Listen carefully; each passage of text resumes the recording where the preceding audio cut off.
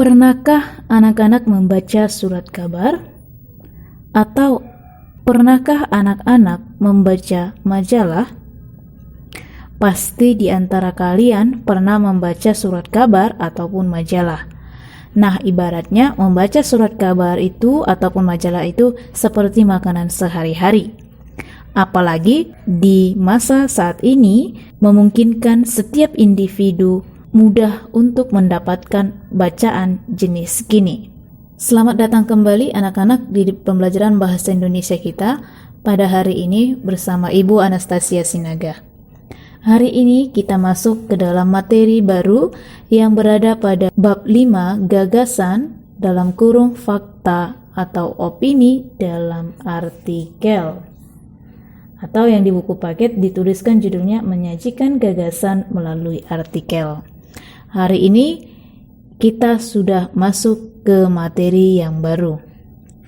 Anak-anak sekalian, inti dari judul ini yaitu kita membahas seputar artikel, di mana artikel tersebut di dalamnya terdapat gagasan yang berupa fakta ataupun opini.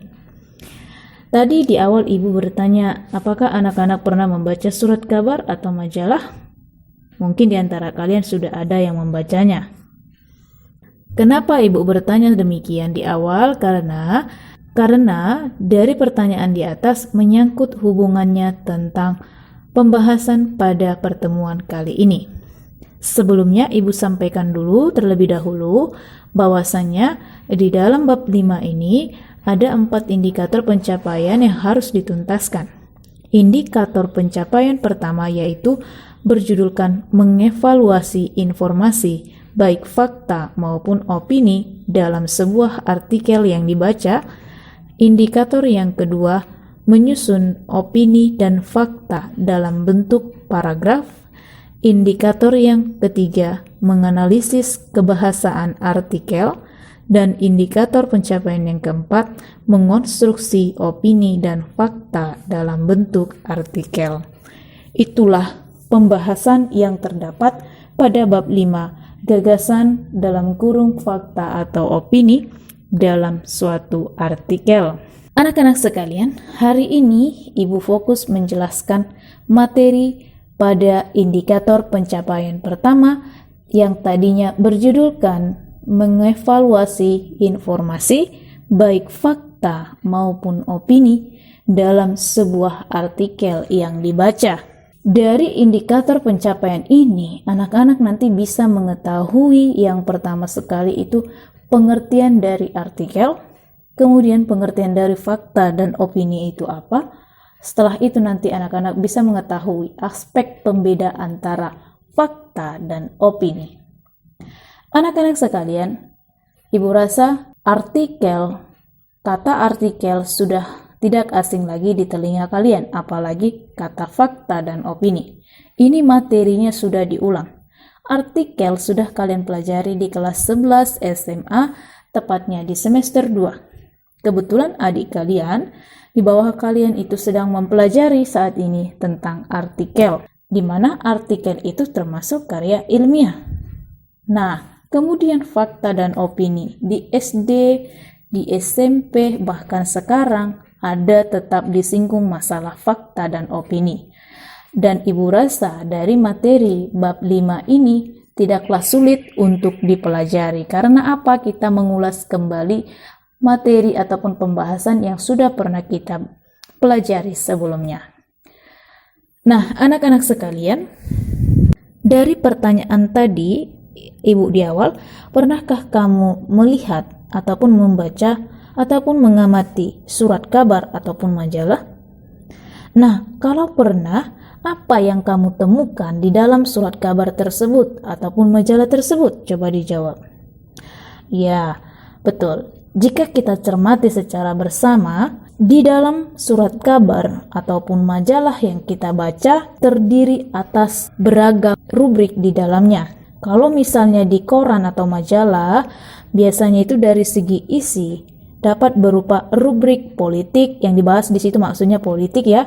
Kemudian olahraga, kemudian pendidikan, kemudian lain sebagainya. Dari segi bentuk itulah ada yang namanya opini ataupun editorial ataupun profil dalam surat kabar ataupun majalah tersebut.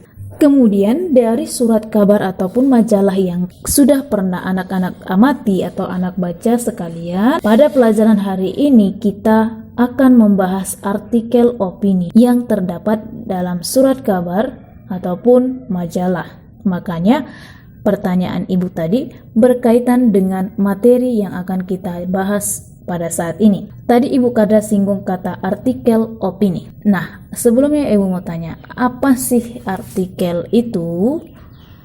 Dan kemudian apa sih opini itu? Kemudian fakta itu apa sih? Baik, pengertian artikel secara umum yaitu berisikan tulisan tentang suatu masalah, termasuklah itu pendapat dan pendirian si penulis tentang masalah yang dibawakan atau yang dicantumkan. Kemudian, seperti yang anak-anak lihat pada tampilan PowerPoint, di situ juga ibu sudah memberikan pengertian dari artikel. Artikel merupakan salah satu rubrik yang terdapat dalam surat kabar atau majalah. Betul ya? Artikel berisikan opini seseorang yang mengupas suatu masalah tertentu yang bersifat aktual dan kontroversial dengan tujuan memberitahu dalam kurung informatif, mempengaruhi dan meyakinkan dalam kurung persuasif, argumentatif, atau menghibur khalayak pembaca dalam kurung rekreatif. Nah, itulah pengertian artikel. Kalau artikel yang ada pada pembahasan kalian di semester genap kelas 11, itu artikel termasuk ke dalam karya ilmiah. Ini juga termasuk ke dalam karya ilmiah. Kenapa artikel ini termasuk karya ilmiah? Karena ada studi kepustakaan yang dibahas di dalamnya. Ada ilmu pengetahuan yang dibahas di dalamnya. Makanya artikel ini termasuklah dia ke dalam karya ilmiah. Artikel dia merupakan suatu rubrik yang biasanya sering ditemukan di dalam surat kabar ataupun majalah. Artikel di sini berisikan tentang opini dari si penulis ataupun seseorang yang sedang mengupas suatu masalah. Jadi masalah yang dibawakannya ini ada dia yang bersifat kontroversial dengan tujuan memberitahu untuk memberikan informasi, kemudian ada untuk mempengaruhi, itu yang disebut persuasif, argumentatif, ada juga untuk yang menghibur, dalam kurung dia rekreatif. Dari pengertian artikel tadi, kemudian artikel tadi intinya berisikan opini, ya kan? Opini seseorang. Jadi opini itu apa sih? Rata-rata pernah membilang, itu opinimu saja. Jadi opini itu pengertiannya secara mendasar menurut anak-anak sekalian apa sih? Ya, betul. Opini merupakan gagasan yang diungkapkan berdasarkan pendapat si pembicara. Biasanya juga opini itu disebut sebagai pendapat kita, argumen kita, tanggapan kita. Itulah opini yang intinya berasalkan dari pendapat atau ungkapan kita dalam menyampaikan ataupun dalam mengutarakan suatu tanggapan. Kemudian, kalau sudah membahas opini, pasti ada membahas yang namanya fakta. Fakta itu kebalikan dari opini. Kalau opini tadi berisikan tanggapan, berisikan pendapat tentang suatu hal, biasanya ditandai dengan kata menurut saya, berdasarkan pandangan saya, itu sudah termasuk opini. Fakta, kalau fakta kebalikannya, fakta merupakan gagasan yang diungkapkan berdasarkan data yang objektif, atau fakta juga merupakan peristiwa yang benar-benar terjadi. Berarti di sini ada datanya, ada tanggal, hari, tempat kejadian, siapa subjeknya. Di fakta inilah lebih jelasnya. Kalau di opini hanya sekedar tanggapan, hanya respon saja. Tidak ada data pendukungnya. Seperti itu. Seperti yang sudah Ibu sampaikan tadi di awal, di dalam artikel, baik itu surat kabar ataupun majalah, pasti ditemukan yang namanya fakta dan opini yang disajikan secara beriringan. Nah, Jadi bagaimana Bu untuk membedakan aspek antara fakta dan opini? Di sini Ibu akan jelaskan. Cara mengetahui aspek pembeda antara fakta dan opini dilakukanlah dengan menggunakan langkah-langkah sebanyak 3 langkah. Langkah yang pertama, seperti yang sudah dilihat pada slide PowerPoint, yaitu mencermati isi artikel. Kalau sudah mencermati, berarti melakukan kegiatan membaca di dalamnya. Membaca artikel dari awal, pertengahan, hingga akhirnya.